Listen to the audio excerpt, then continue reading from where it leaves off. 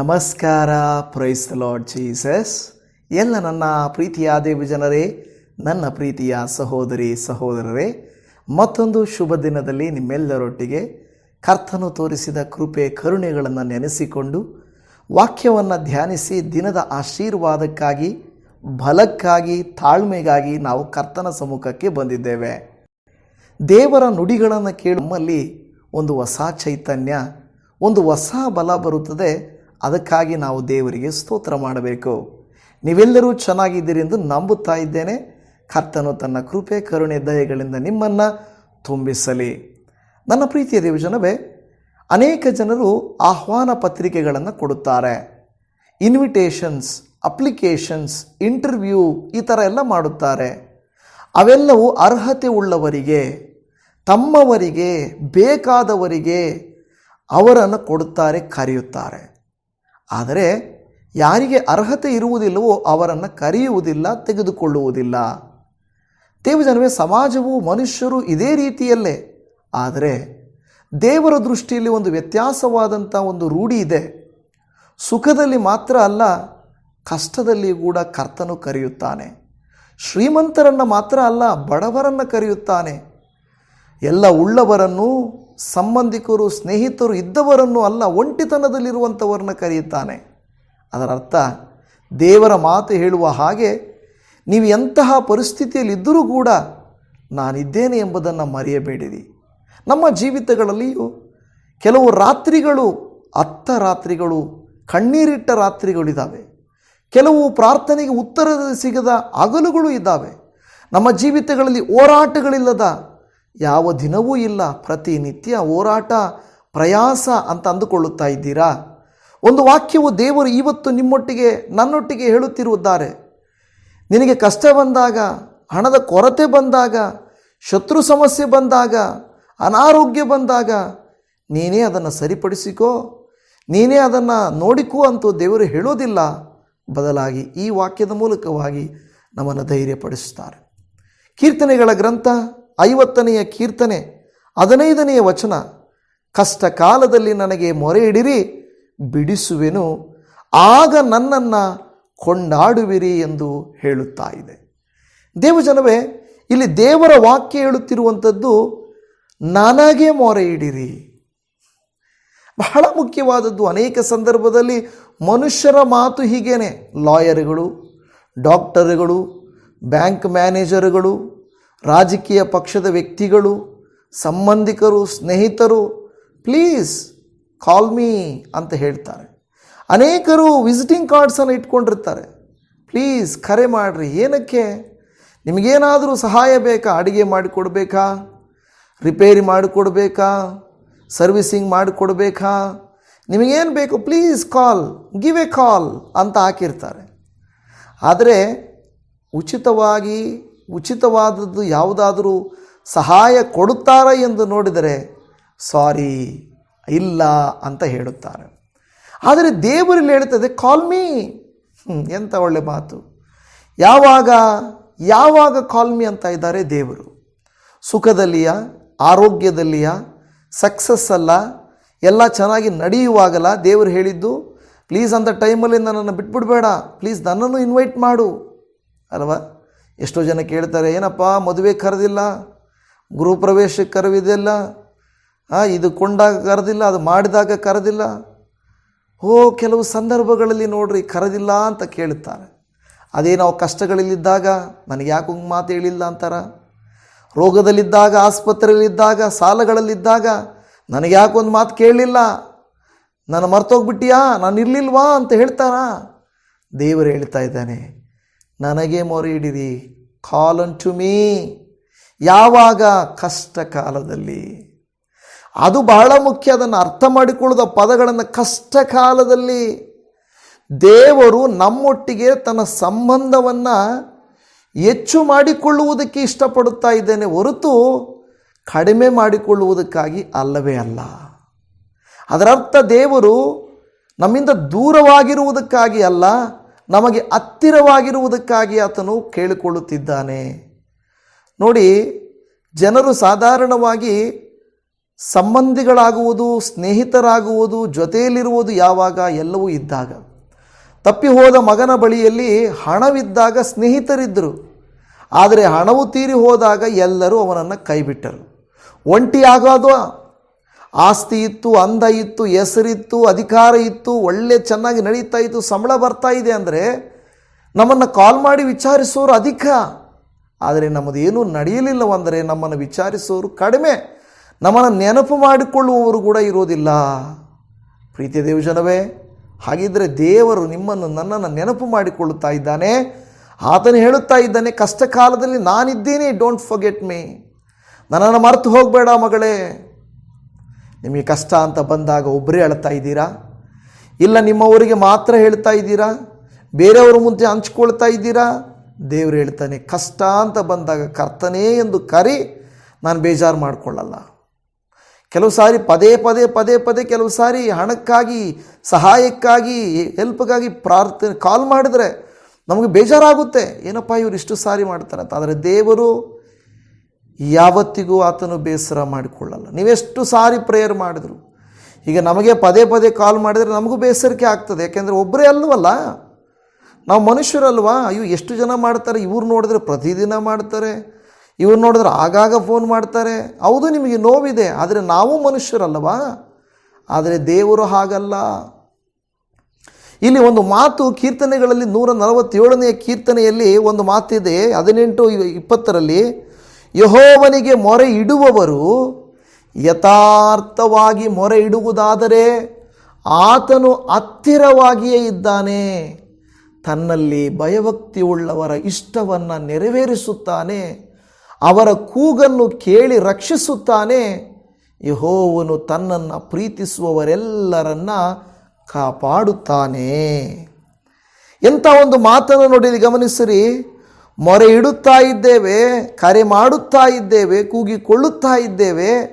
ಹೇಗೆ ಕೂಗಿಕೊಳ್ಳಬೇಕು, ಹೇಗೆ ಕೂಗಿಕೊಳ್ಳಬೇಕು ಅಂತ ದೇವರು ಹೇಳ್ತಾ ಇದ್ದಾರೆ. ಯಥಾರ್ಥವಾಗಿ, ನಾಟಕೀಯವಾಗಿ, ರಾಜಕೀಯವಾಗಿ, ಧಾರ್ಮಿಕವಾಗಿ, ಸಭೆಯಾಗಿ ಮಾಡಬೇಕು ಅಂತ ಹೆಸರಿಗೆ ಮಾಡೋದಲ್ಲ.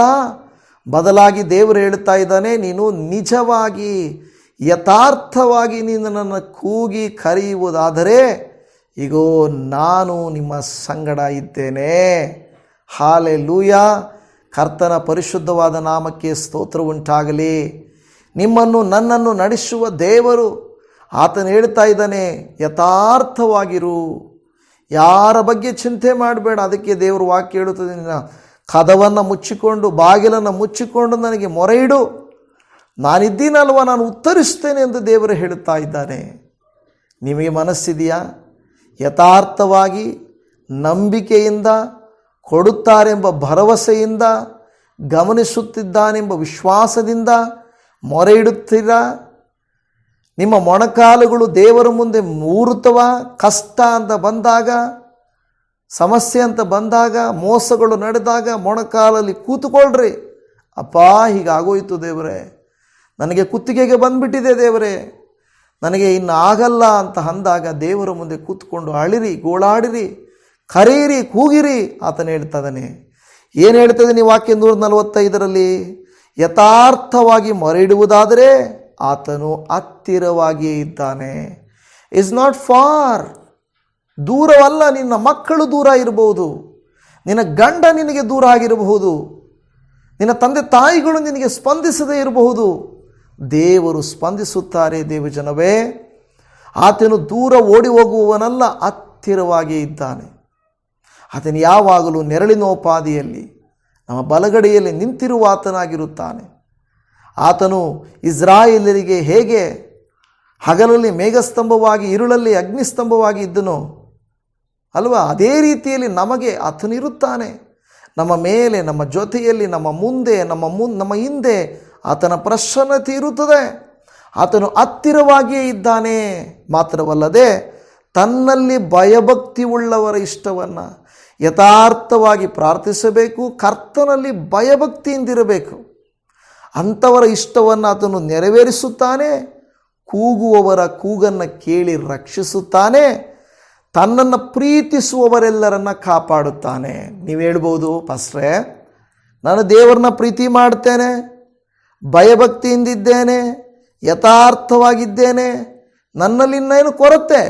ಹಾಗಾದರೆ ನಿಮಗೆ ಒಂದು ಸಮಯ ದೇವರಿಟ್ಟಿದ್ದಾನೆ. ದೇವರ ಉದ್ದೇಶ ಬೇರೆ ಇರ್ತದೆ. ಇವುಗಳು ನೀನು ಸರಿಯಾಗಿ ಮಾಡ್ತಾ ಇಲ್ಲ ಅಂತಲ್ಲ.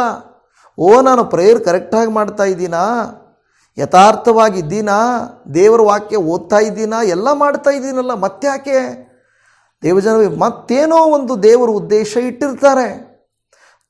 ನಾವೇನು ಮಾಡಬೇಕು? ನಮ್ಮ ಮೊರೆ ಕೂಗು ಕೇಳಬೇಕಾದ್ರೆ ಯಥಾರ್ಥವಾಗಿ ಮಾಡಬೇಕು, ಭಯಭಕ್ತಿಯಿಂದ ಮಾಡಬೇಕು, ದೇವರನ್ನ ಪ್ರೀತಿಸಿ ಮಾಡಬೇಕು. ಆ ರೀತಿಯಾಗಿ ಮಾಡುವಾಗ, ಯಾವಾಗ ಕಷ್ಟ ಕಾಲದಲ್ಲಿ ನಿಜವಾಗಿ ಆತನು ಹತ್ತಿರ ಇರುವ ದೇವರಾಗಿದ್ದಾನೆ. ಮಾತ್ರವಲ್ಲ, ನೀವು ನಾನು ಆತನ ಮೇಲೆ ಆಶ್ರಯಿಸಬಹುದಾಗಿದೆ. ನಾವು ಆತನನ್ನು ಆಶ್ರಯಿಸಬಹುದಾಗಿದೆ. ಅದು ಬಹಳವಾದ ಮುಖ್ಯವಾದಂಥ ಕಾರ್ಯ. ಮತ್ತು ನಮ್ಮೆಲ್ಲರ ನೋಡಿ, ಆ ಒಂದು ಕೊನೆಯ ಮಾತನ್ನು ನೋಡ್ರಿ, ಯಾಕೆ ನಮ್ಮನ್ನು ದೇವರು ಬಿಡಿಸುತ್ತಾನೆ ಈ ಕಷ್ಟ ಕಾಲದಲ್ಲಿ? ಆಗ ಏನಂತ ಹೇಳ್ತದೆ? ಆಗ ನನ್ನನ್ನು ನೀವು ಕೊಂಡಾಡುವಿರಿ. ಹಾಗಾದರೆ ದೇವರು ನಮ್ಮನ್ನು ಬಿಡಿಸುವ ಉದ್ದೇಶ, ಸಹಾಯ ಮಾಡುವ ಉದ್ದೇಶ, ನಮ್ಮ ಹತ್ತಿರ ಇರುವ ಉದ್ದೇಶ, ನಮ್ಮ ಕಷ್ಟಗಳಿಗೆ ಸ್ಪಂದಿಸುವ ಉದ್ದೇಶ ಏನೆಂದರೆ, ನಾವು ಆತನಿಗೇನು ಮಾಡಬೇಕು? ಘನಪಡಿಸಬೇಕು. ಆಗ ನೀವು ನನ್ನನ್ನು ಘನಪಡಿಸುವಿರಿ. ನಿಜವಾಗಿಯೂ ನಾವು ಹಳೆಯ ಕೃತ್ಯಗಳಿಗೆ ಘನಪಡಿಸಿದ್ದೀವಾ? ಸಾಕ್ಷಿ ಹೇಳಿದ್ದೀವಾ? ದೇವರೇ ನೀನು ಮಾಡಿದ ಉಪಕಾರಕ್ಕಾಗಿ ಧನ್ಯವಾದ ಎಂದು ಘನಪಡಿಸಿದ್ದೀವಾ? ದೇವರ ಬಗ್ಗೆ ಅನೇಕರ ಮುಂದೆ ನಾವು ಹೇಳಿದ್ದೇವಾ? ಇಲ್ಲದೆ ಹೋದರೆ ಅನೇಕ ಪೆಂಡಿಂಗ್ ಆಗಿರುವಂಥ ಕೃತ್ಯಗಳನ್ನು ಇಟ್ಟುಕೊಂಡು ಮತ್ತೆ ಏಕೆ ಹೊಸದಾಗಿ ದೇವರನ್ನ ಕೇಳುತ್ತೇವೆ? ದೇವರು ಎಷ್ಟೊಂದು ಸಾರಿ ನಾವು ಹಾಡ್ತೇವಲ್ವ, ಎಷ್ಟೊಂದು ಉಪಕಾರ ನನ್ನ ಜೀವಿತದಲ್ಲಿ ನೀ ಮಾಡಿರುವೆ యేసయ్య ಅಲ್ವಾ? ಎಷ್ಟೊಂದು ಉಪಕಾರ ನನ್ನ ಜೀವಿತದಲ್ಲಿ ನೀ ಮಾಡಿರುವೆ యేసయ్య. ನನ್ನ ಬಲವು ನೀ, ನನ್ನ ಬಂಡೆ ನೀ, ನನ್ನ ಬಲವು ನೀ, ನನ್ನ ಬಂಡೆ ನೀ, ಎಂದೆಂದು ನಿಮಗೆ ಆರಾಧನೆ. ಹೌದಲ್ಲ? ಕರ್ತನು ಮಾಡಿದ ಉಪಕಾರಕ್ಕೆ ಎಷ್ಟೊಂದು ಉಪಕಾರ ನನ್ನ ಜೀವಿತದಲ್ಲಿ ನೀನು ಮಾಡಿರುವೆಯಪ್ಪ. ನಾವು ಆತನಿಗೆ ಘನವನ್ನು ಸಲ್ಲಿಸಬೇಕು. ಬಲವಿಲ್ಲದಿರುವಾಗ ಬಲವನ್ನು ಕೊಟ್ಟವರೇ, ರೋಗದಲ್ಲಿರುವಾಗ ಆರೋಗ್ಯ ಕೊಟ್ಟವರೇ, ಸಮಸ್ಯೆಗಳಿದ್ದಾಗ ಬಿಡುಗಡೆ ಕೊಟ್ಟವರೇ, ನಿನಗೆ ಸ್ತೋತ್ರ ಅಲ್ವಾ? ನಿನಗೆ ವಂದನೆ ಅಪ್ಪ. ಆ ರೀತಿಯಾಗಿರಬೇಕು. ಅನಂತರ ಹೇಳುತ್ತಾ ಇದೆ, ಈ ರೀತಿಯಾಗಿ ನಮ್ಮನ್ನು ಬಿಡುಗಡೆ ಮಾಡಲಿಕ್ಕೆ ಒಂದೇ ಒಂದು ಮಾರ್ಗ ಇದೆ, ಒಬ್ಬರೇ ಇದ್ದಾರೆ. ಅವರು ಯಾರೆಂದರೆ ನಮ್ಮ ರಕ್ಷಕನಾದ ನಜರೇತಿನ ಯೇಸು, JESUS, ಜೀಸಸ್, ಯೇಸು. ಓ ನಮ್ಮ ಕರ್ತನಾದ ಯೇಸು. ರೋಮಾಪುರದವರಿಗೆ ಬರೆದ ಪತ್ರಿಕೆಯಲ್ಲಿ 10ನೇ ಅಧ್ಯಾಯದ 13ನೇ ವಾಕ್ಯದಲ್ಲಿ ಕರ್ತನ ನಾಮವನ್ನು ಹೇಳಿಕೊಳ್ಳುವವರೆಲ್ಲರಿಗೆ ರಕ್ಷಣೆಯಾಗುವುದೆಂದು ಬರೆದದೆ. ಆಮೇನ್. ಕರ್ತನ ನಾಮವನ್ನು ಹೇಳಿಕೊಳ್ಳುವವರೆಲ್ಲರಿಗೆ ರಕ್ಷಣೆಯಾಗುವುದು. ಓ ಸ್ತೋತ್ರ.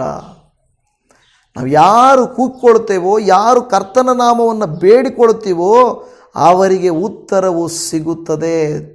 Very true. ಇದು ನಿಜ. ತಡ ಆಗ್ಬೋದು, ಸೂಚನೆಗಳಿಲ್ಲದೆ ಇರಬಹುದು, ನಡೆಯದೇ ಇರಬಹುದು, ಕೆಲವು ಸ್ವಲ್ಪ ನಡೆದು ಸ್ವಲ್ಪ ನಿಂತಿರಬಹುದು ಅಲ್ವಾ? ಸ್ವಲ್ಪ ಕಾರ್ಯಗಳು ನಡೆದು ಸ್ವಲ್ಪ ಕಾರ್ಯಗಳು ನಿಂತಿರಬಹುದು. ದೇವರು ಪರಿಪೂರ್ಣ ಮಾಡುತ್ತಾರೆ. ಸೋಲುವ ಹಾಗೆ, ಮುಗಿದು ಹೋಗುವ ಹಾಗೆ, ನಡೆಯದ ಹಾಗೆ ನಿಮಗೆ ಅನಿಸಿದರೂ ಕೂಡ ಆತನು ನಿಮ್ಮನ್ನು ನಡೆಸುವನು. ಆಮೇನ್. ಆತನು ನಿಮ್ಮನ್ನು ನಡೆಸುವನು. ಕರ್ತನಿಗೆ ಸ್ತೋತ್ರ ಉಂಟಾಗಲಿ. ದೇವರ ವಾಕ್ಯದಲ್ಲಿ ಮುಂದಕ್ಕೆ ನೋಡಿ ಹೋಗುವಾಗ ಕೀರ್ತನೆ 107:28 ಅವರು ತಮ್ಮ ಇಕ್ಕಟ್ಟಿನಲ್ಲಿ ಯೆಹೋವನಿಗೆ ಮೊರೆಯಿಡಲು ಆತನು ಅವರನ್ನು ಕಷ್ಟದಿಂದ ಹೊರತಂದನು. ನೋಡಿ, ಈ ವಾಕ್ಯಗಳನ್ನು ನೀವು ಗಮನಿಸುವಾಗ ಒಂದು ವಿಷಯವನ್ನು ಗಮನಿಸಬೇಕು. ಒಂದು, ದೇವರೇ ನಾನು ನಿನಗೆ ಮೊರೆ ಇಡುತ್ತೇನೆ ಬಿಡಿಸು ಅನ್ನುವುದು. ಒಂದು, ದೇವರು ಹೇಳ್ತಾನೆ ನೀನು ಮೊರೆ ಇಡುವುದಾದರೆ ಬಿಡಿಸ್ತೇನೆ ಎಂದು ಹೇಳ್ತಾ ಇದ್ದಾರೆ.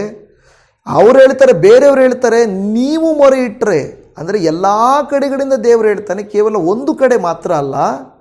ಇಲ್ಲಿ ನೋಡಿ, ಮೊದಲು ನನಗೆ ಮೊರೆ ಇಡಿರಿ ಅಂತ ದೇವರು ಆಹ್ವಾನ ಕೊಟ್ಟರೆ ಅವರು ತಮ್ಮ ಇಕ್ಕಟ್ಟಿನಲ್ಲಿ ಮೊರೆ ಇಡಲು.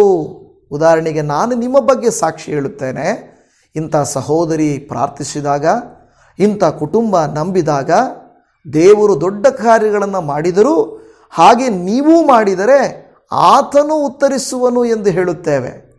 ಅರ್ಥ ಆಯ್ತಲ್ವಾ? ದೇವರು ಹೇಳ್ತಾರೆ, ನಾವು ಹೇಳ್ತೀವಿ, ಮತ್ತು ಕೆಲವು ಸಾರಿ ನಾವೇ ಮೊರೆ ಇಡುತ್ತೇವೆ, ಕರ್ತನೇ ಅನ್ನುತ್ತೇವೆ. ಆ ವಾಕ್ಯ ಮುಂದೆ ಬರುತ್ತದೆ, ನೋಡೋಣ. ಇಕ್ಕಟ್ಟಿನಲ್ಲಿ, ಕಷ್ಟ ಕಾಲದಲ್ಲಿ ಅಂತ ಹೇಳಿದ ಮೇಲೆ ಇಕ್ಕಟ್ಟಿನಲ್ಲಿ ಮೊರೆ ಇಡಲು ಆತನು ಅವರನ್ನು ಕಷ್ಟದಿಂದ ಹೊರತಂದನು. ಈ brought them out of the problem, out of the trouble, out of the trials. ಆ ಕಷ್ಟ, ಸಂಕಟ, ವೇದನೆ, ಶೋಧನೆಗಳಿಂದ ದೇವರು ಹೊರತಂದನು. ಕೆಲವು ಸಾರಿ ಕೆಲವರು ಜೈಲುಗಳಲ್ಲಿರ್ತಾರೆ, ಸಾಲಗಳಲ್ಲಿರ್ತಾರೆ, ಶತ್ರುಗಳ ಕೈಗೆ ಸಿಕ್ಕಾಕ್ಕೊಂಡಿರ್ತಾರೆ, ಕೆಲವು ರೂಢಿಗಳಲ್ಲಿ ಸಿಕ್ಕಾಕ್ಕೊಂಡಿರ್ತಾರೆ. ನಿಮ್ಮನ್ನು ಬಿಡಿಸಲಿಕ್ಕೆ ಯಾರೂ ಇಲ್ಲದೇ ಇರಬಹುದು, ಆದರೆ ದೇವರಿದ್ದಾನೆ ಎಂಬುದನ್ನು ಮರೆತು ಹೋಗಬೇಡ್ರಿ. ಯಾಕೆಂದರೆ ದೇವರು ನಿಮ್ಮನ್ನು ಖಂಡಿತವಾಗಿಯೂ ಆತನು ಬಲಪಡಿಸಿ, ಧೈರ್ಯಪಡಿಸಿ, ಕೃಪೆ ತೋರಿಸಿ ನಡೆಸುವಂಥವನಾಗಿದ್ದಾನೆ. ನಿಮ್ಮನ್ನು, ನನ್ನನ್ನು ಆತನು ಖಂಡಿತವಾಗಿಯೂ ಆ ರೀತಿಗೆ ಅನುಗ್ರಹಿಸುತ್ತಾನೆ. ದೇವರು ತಾನೇ ನಿಮ್ಮನ್ನು, ನಿಮ್ಮ ಕುಟುಂಬಗಳನ್ನು ಅನುಗ್ರಹಿಸಲಿ. ನಿಮ್ಮ ಇಕ್ಕಟ್ಟುಗಳಿಂದ ದೇವರು ನಿಮ್ಮನ್ನು ಹೊರತರಲಿ. ಜೈಲುಗಳು, ಕೋರ್ಟ್ ಕೇಸುಗಳು, ಕೆಲವರಿಗೆ ಶೋರಿಟಿ ಹಾಕಿ ನೀವು ಸಿಕ್ಕಾಕ್ಕೊಂಡಿರುವಂಥವುಗಳು ಅಲ್ವಾ, ಸೈತಾನನು ಬಂಧನದಲ್ಲಿಟ್ಟಿರುವಂಥವುಗಳು, ಸುಳ್ಳು ಸಾಕ್ಷಿಗಳನ್ನು ನಿಮ್ಮ ಮೇಲೆ ಸುಳ್ಳಾಗಿ ಹಾಕಿರುವಂಥ ಕಾರ್ಯಗಳು, ಇವೆಲ್ಲವೂ ನಿಮ್ಮನ್ನು ಬಂಧನದಲ್ಲಿಟ್ಟಾಗ ದೇವರಾತ್ಮನು ನಿಮ್ಮನ್ನು ಬಿಡಿಸುತ್ತಾನೆ, ಹೊರಗೆ ತರುತ್ತಾನೆ. ಆಮೇನ್ ಹೇಳ್ರಿ. ದೇವರೇ, ಎಸ್ ಲಾರ್ಡ್, ನೀನು ನನ್ನನ್ನು ಬಿಡಿಸುತ್ತಿ, ನೀನು ನನ್ನನ್ನು ಹೊರತರುತ್ತಿ. ಜಕರ್ಯನ ಗ್ರಂಥದಲ್ಲಿ 13:9 ಅವರು ನನ್ನ ಹೆಸರೆತ್ತಿ ಪ್ರಾರ್ಥಿಸುವರು, ನಾನು ಆಲಿಸುವೆನು. ನಾನು ಇವರು ನನ್ನ ಜನರು ಅಂದುಕೊಳ್ಳುವೆನು, ಅವರು ನಮ್ಮ ದೇವರಾದ ಯೆಹೋವನೇ ಅನ್ನುವರು.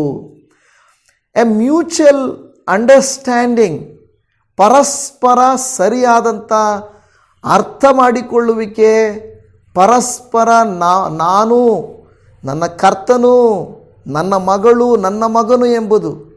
ಒಂದು ಕಡೆ ಒನ್ ಸೈಡ್ ಲವ್ ಅಲ್ಲ ಇದು, two side love. One side love ಅಂದರೆ ಅವ್ರಿಗೆ ಗೊತ್ತಿಲ್ಲ ನಾವು ಪ್ರೀತಿಸಿರುವುದು, ಆದರೆ ದೇವರ ವಿಷಯದಲ್ಲಿ ಹಾಗಲ್ಲ. ಆತನು ಯಾವಾಗಲೂ ಸಿದ್ಧ ಇರುತ್ತಾನೆ, ನಾವೇ ಆತನನ್ನು ಪ್ರೀತಿಸುವುದಿಲ್ಲ. ಅದನ್ನು ನೋಡಿ, ಇಲ್ಲಿ ಹೇಳ್ತಾ ಇದ್ದಾನೆ, ನನ್ನ ಹೆಸರೆತ್ತಿ ಪ್ರಾರ್ಥಿಸುವರು. ನಾವು ಯಾವಾಗಲೂ ಯಾರ ಹೆಸರಲ್ಲಿ ಪ್ರಾರ್ಥಿಸ್ತೇವೆ? ಯೇಸು ಕ್ರಿಸ್ತನ ಹೆಸರಿನಲ್ಲಿ. ನಾವು ಆತನ ಹೆಸರಿನಲ್ಲಿ ಪ್ರಾರ್ಥಿಸುವರು. ಹಾಗೆ ಹೇಳ್ತಾರೆ, ನನ್ನ ಹೆಸರಲ್ಲಿ ಪ್ರಾರ್ಥಿಸಿದರೆ ಆಲಿಸುವೆನು. ಹೌದಲ್ವಾ? ಆಗ ಹೇಳ್ತದೆ, ನಾನು ಇವರು ನನ್ನ ಜನರು ಅಂದುಕೊಳ್ತೀನಿ, ಮತ್ತು ಇವರು ನಮ್ಮ ದೇವರು ಅಂದುಕೊಳ್ಳುತ್ತಾರೆ. ಅದು ಮ್ಯೂಚುವಲ್ ಅಂಡರ್ಸ್ಟ್ಯಾಂಡಿಂಗ್, ಇಬ್ಬರ ಮಧ್ಯೆ ಇರುವಂಥದ್ದನ್ನು ನಾವು ನೋಡುತ್ತಾ ಇದ್ದೇವೆ. ನಿಮಗೂ ನನ್ನ ದೇವರು ಇದೆಯಾ? ಇಲ್ಲ, ಏಸಪ್ಪ ನಿಮ್ಮ ದೇವರು. ಕೆಲವರು ಯೇಸುವನ್ನು ಅರಿಯದೇ ಇರೋರು ನಿಮ್ಮ ಯೇಸು ಸ್ವಾಮಿಗೆ ಪ್ರಾರ್ಥನೆ ಮಾಡಿದರೆ, ನಿಮ್ಮ ಯೇಸು ಸ್ವಾಮಿಗೆ ಪ್ರಾರ್ಥನೆ ಮಾಡಿದರೆ ಉತ್ತರ ಸಿಗ್ತದಾ? ನಿಮ್ಮ ಚರ್ಚ್ಗೆ ಬಂದರೆ ಆಗುತ್ತಾ? ನಿಮ್ಮ ವಾಕ್ಯ, ನಿಮ್ಮ ಬೈಬಲ್ ಓದಿದರೆ, ನಮ್ಮ ಬೈಬಲ್ ಅಲ್ಲ ಇದು ಎಲ್ಲರಿಗೂ ಸಂಬಂಧಪಟ್ಟಿದ್ದಲ್ಲವೇ? ಎಲ್ಲರದು ಇದು ಸೇವೆ, ಸಭೆಗಳು ಅನ್ನುವಂಥದ್ದು ನಿಮ್ಮ ಸಭೆ. ವಾಯ್, ಇದು ನಮ್ಮ ಸಭೆ ಇರಲಿ, ಆದರೆ ಎಲ್ಲರಿಗೂ ಮನೋಭಾವ ಬರೋದಿಲ್ಲ. ದೇವಜನವೇ, ಕರ್ತನಿಗೆ ಸ್ತೋತ್ರ. ದೇವರ ವಾಕ್ಯ ಹೇಳ್ತಾ ಇದೆ, ಹಾಗೆ ನಾವು ಮಾಡುವಾಗ ದೇವರು ಹೇಳ್ತಾನೆ, ನನ್ನ ಜನರು. ಕೀರ್ತನೆ 91:15 ಅವನು ನನಗೆ ಮೊರೆ ಇಡುವಾಗ ಸದುತ್ತರವನ್ನು ದಯಪಾಲಿಸುವೆನು, ಇಕ್ಕಟ್ಟಿನಲ್ಲಿ ಹತ್ತಿರ ಇದ್ದವನನ್ನು ತಪ್ಪಿಸಿ ಘನಪಡಿಸುವೆನು. ಇದು ಒಂದು ರೀತಿಯಾಗಿ ಮೂರನೇ ವ್ಯಕ್ತಿಗೆ ಹೇಳಿದಂಗೆ. ಅರ್ಥ ಆಗ್ತಾ ಇದೆಯಾ? ಮೂರನೇ ವ್ಯಕ್ತಿಗೆ. ಉದಾಹರಣೆಗೆ ನಾನು ದೇವರ ಹತ್ರ ದೇವರೇ ಕಾಪಾಡು ಅನ್ನೋದು, ದೇವರು ಹೇಳ್ತಾನೆ ನೀನು ಮೊರೆ ಇಡುವುದಾದರೆ ಅನ್ನೋದು. ಈಗ ಅವರು, ಇನ್ನು ಕೆಲವರು ಹೇಳ್ತಾರೆ ಅವರು ಮೊರೆ ಇಟ್ಟರೆ ಅವರು ದೇವರಿಗೆ ಅಂತಾರೆ. ಈಗ ದೇವರು ಹೇಳ್ತಾನೆ ಮೂರನೇ ವ್ಯಕ್ತಿಗೆ, ಒಂದು ವೇಳೆ ಅಲ್ಲಿ ಹೇಳ್ತದೆ ಅವನು ನನಗೆ ಮೊರೆ ಇಡುವಾಗ, ಒಂದು ವೇಳೆ ಬೇರೆಯವ್ರ ಹತ್ರ ಹೇಳೋದು, ಮೋಶೆಗೆ ಹೇಳ್ತಾನೆ, ಮೋಶೆ ಈ ನನ್ನ ಮಕ್ಕಳಿದಾರಲ್ಲ ಇಸ್ರಾಯೇಲ್ರು, ಅವರೇ ನನಗೆ ಮೊರೆ ಇಡೋದಾದರೆ ನಾನೇನು ಮಾಡ್ತೀನಿ, ಅವರಿಗೆ ಉತ್ತರ ಕೊಡುತ್ತೇನೆ. ಪ್ರೀತಿಯ ದೇವಜನ, ಇವತ್ತು ನಿಮ್ಮ ನನ್ನ ಜೀವಿತದಲ್ಲಿ ದೇವರು ಹೇಳುವಂಥ ಮಾತುಗಳು ಇದು ಸತ್ಯ. ನಾವು ಕೂಡ ದೇವರಿಗೆ ಮೊರೆ ಇಟ್ಟರೆ ಯಥಾರ್ಥವಾಗಿ ಪ್ರೀತಿ ಮಾಡಿ ಭಯಭಕ್ತಿಯಿಂದ ದೇವರು ನಮ್ಮನ್ನು ಬಿಡಿಸುತ್ತಾರೆ. ನಿಮ್ಮನ್ನು ಬಿಡಿಸಬೇಕಾ? ಹೊರಗೆ ತರಬೇಕಾ? ನಿಮಗೆ ಸಹಾಯ ಮಾಡಬೇಕಾ? ಕಣ್ಣುಗಳನ್ನು ಮುಚ್ಚಿ ಪ್ರಾರ್ಥನೆ ಮಾಡಿ. ಅಪ್ಪ, ನಿನ್ನ ವಾಕ್ಯವು ಸತ್ಯ, ನಿಮ್ಮ ವಾಗ್ದಾನಗಳು ನಿತ್ಯ. ಆದರೆ ನಾವೇ ತಪ್ಪಿ ನಡೆಯುತ್ತೇವೆ. ನಮ್ಮ ಮೇಲೆ ಕ್ಷಮೆ ಇರಲಿ. ಆದರೂ ದೇವರೇ, ನೀವು ಮಾತನಾಡುವ ದೇವರು. ಈ ದಿನ ನಮಗೆ ಕೊಟ್ಟಂಥ ಈ ಸುಂದರವಾದ ವಾಕ್ಯಗಳಿಗಾಗಿ ಸ್ತೋತ್ರ. ಕಷ್ಟದ ಸಮಯಗಳಲ್ಲಿ, ಕತ್ತಲೆಯ ಸಮಯಗಳಲ್ಲಿ, ಕಹಿ ಘಟನೆಗಳು ನಡೆಯುವ ನಮ್ಮ ಜೀವಿತದ ಕಾಲಗಳಲ್ಲಿ ನಿನ್ನ ಕೃಪೆ ನಮಗೆ ಬೇಕು ದೇವ. ನೀವಲ್ಲದೆ ನಮ್ಮನ್ನು ಯಾರೂ ಕಾಪಾಡಲಾರರು. ನಮಗೆ ದಯೆಯನ್ನು ತೋರಿಸು ಎಂದು ಬೇಡಿಕೊಳ್ಳುತ್ತಾ ಇದ್ದೇವೆ. ಕೃಪೆಯನ್ನು ತೋರಿಸು ಎಂದು ಬೇಡಿಕೊಳ್ಳುತ್ತಾ ಇದ್ದೇವೆ. ಯೇಸು ಕ್ರಿಸ್ತನ ನಾಮದಲ್ಲಿ. ಅಪ್ಪ, ನೀವು ಹೇಳಿದಿರಿ, ನನ್ನ ಹೆಸರಿನಲ್ಲಿ ಪ್ರಾರ್ಥಿಸಿದರೆ ನಾನು ಬಿಡಿಸುವೆನು, ಒದಗಿಸುವೆನು, ಕರುಣಿಸುವೆನು, ವರ ತರುವೆನು, ಆಶೀರ್ವದಿಸುವೆನು. ಓ ಸ್ತೋತ್ರ. ನಿಮ್ಮ ಮಾತುಗಳಿಗೆ ಮಿತಿಯಿಲ್ಲ. ಕೆಲವು ಸಾರಿ ಕರ್ತನೇ ಅಪನಂಬಿಕೆ ಆಗ್ಬೋದು, ಆದರೆ ನಿಮ್ಮ ಮಾತುಗಳು ಕೇಳಿದ ಭಕ್ತರಿಗೆ ನಂಬಿಕೆ ಬರುತ್ತದೆ. ನಿಜವಾದ ಭಕ್ತಿಯುಳ್ಳವರಿಗೆ ಇವು ಬಲ, ಭಕ್ತಿ ಇಲ್ಲದವರಿಗೆ ಇವು ನಗಪಾಟ್ಲು. ಇದು ಏನು ನಡೆಯುತ್ತೆ, ಇದು ಸುಳ್ಳು, ಇದೆಲ್ಲ ಟ್ರ್ಯಾಶ್ ಅನ್ನುತ್ತಾರೆ ದೇವರೇ. ಅಪ್ಪ ಯೇಸುವೆ, ನಾನು ಬೇಡುವುದೇನೆಂದರೆ ಈ ಸಹೋದರಿ, ಈ ಸಹೋದರನು, ಯವ್ವನಸ್ಥನು, ವಿದ್ಯಾರ್ಥಿಯು, ಏನೂ ಆಶೀರ್ವಾದ ಸಿಗದೇ ಇರುವಂಥವರು, ಅವರ ಕಷ್ಟ ಕಾಲದಲ್ಲಿ ನಿನಗೆ ಮೊರೆ ಇಡುವಾಗ ನೀನು ದಯಮಾಡಿ ಅವರ ಪ್ರಾರ್ಥನೆಗೆ ಉತ್ತರಿಸಿ ಸದುತ್ತರವನ್ನು ದಯಪಾಲಿಸು ಎಂದು ಬೇಡಿಕೊಳ್ಳುತ್ತಾ ಇದೆ. ನಿಮ್ಮಿಂದ ಎಲ್ಲವೂ ಸಾಧ್ಯನಾದ ಈಗಲೇ ಈ ಮೊರೆಯನ್ನು ಆಲಿಸಿ ಸಹಾಯ ಮಾಡಪ್ಪ ಎಂದು ಬೇಡಿಕೊಳ್ಳುತ್ತಾ ಇದೆ. ಮೊರೆಯನ್ನು ಆಲಿಸಿದ್ದೀರಾ? ಖಂಡಿತವಾಗಿ ಇವರ ಜೀವಿತದಲ್ಲಿ ಅತಿ ಶ್ರೇಷ್ಠವಾದ ಕಾರ್ಯವನ್ನು ಮಾಡಿ ನಿನ್ನ ಹೆಸರೆತ್ತಿ ಪ್ರಾರ್ಥಿಸುವತ್ತ ಇವರ ಮನವಿಗಳನ್ನು ಆಲಿಸಿ ಕಷ್ಟಗಳನ್ನು ಪರಿಹಾರ ಮಾಡಿ ಕೃಪೆಯಿಂದ ತುಂಬಿಸು ಎಂದು ಬೇಡಿಕೊಳ್ಳುತ್ತಾ ಇದ್ದೇನೆ. ನಿಜವಾಗಿಯೂ ನೀನು ಒಳ್ಳೆಯವನು, ಬಿಡಿಸುವವನು, ವರ ತರುವವನು, ಸಹಾಯ ಮಾಡುವವನು. ಅದಕ್ಕಾಗಿ ನಿನಗೆ ಸ್ತೋತ್ರ ಅಯ್ಯ. ಎಲ್ಲರ ಜೀವಿತದಲ್ಲಿ ದೊಡ್ಡ ಕಾರ್ಯಗಳನ್ನು ನೀವೇ ಮಾಡಿ ಅನುಗ್ರಹಿಸಬೇಕೆಂದು ಮನವಿ ಮಾಡಿಕೊಳ್ಳುತ್ತಾ ಇದ್ದೇನೆ. ತಂದೆ ದೇವರೇ, ಯಾರ ಜೀವಿತದಲ್ಲೆಲ್ಲ ತಡೆಗೋಡೆಗಳಿದೆಯೋ ಅವೆಲ್ಲವೂ ಇವರು ಬೇಡಿಕೊಳ್ಳುವಾಗಲೇ ಮುರಿದು ಬೀಳಲಿ. ಇವರಿಗೆ ತಿಳಿಯದ ಹಾಗೆ ಬಿಡುಗಡೆ ಉಂಟಾಗಲಿ. ರಾತ್ರಿಗಳು ದರ್ಶನಗಳಾಗಲಿ. ಇವರ ಮನಗಳು ಬಿಚ್ಚಲ್ಪಡಲಿ. ಶತ್ರು ಕಾಟಗಳು ಮುರಿಯಲ್ಪಡಲಿ. ಆಶೀರ್ವಾದಗಳು ಇವರಿಗೆ ಸಿಗಲಿ ಎಂದು ಬೇಡಿಕೊಳ್ಳುತ್ತಾ ಇದ್ದೇವೆ. ಖಂಡಿತವಾಗಿ ಮೊರೆಯನ್ನು ನೀವು ಆಲಿಸಿದ್ದೀರಾ, ಸದುತ್ತರವನ್ನು ದಯಪಾಲಿಸಿ ಕೊಡುತ್ತೀರಾ ಎಂಬುದಾಗಿ ನಂಬುತ್ತಾ, ಕರುಣೆ ಉಳ್ಳ ದೇವರು, ಕೃಪೆ ಉಳ್ಳವನು, ಸಹಾಯ ಮಾಡುವಾತನಾಗಿರುವ ಯೇಸುವಿನ ನಾಮದಲ್ಲಿ ಬೇಡಿದ್ದೇವೆ ತಂದೆಯೇ. ಆಮೇನ್, ಆಮೇನ್. ನನ್ನ ಪ್ರಿಯ ದೇವಜನರೇ, ನಿಮ್ಮೆಲ್ಲರಿಗೂ ಶಲೋಮ್. ಕರ್ತನು ನಿಮ್ಮ ಸಂಗಡ ಇರಲಿ, ನಿಮ್ಮನ್ನು ಅನುಗ್ರಹಿಸಲಿ. Praise the Lord Jesus. Amen.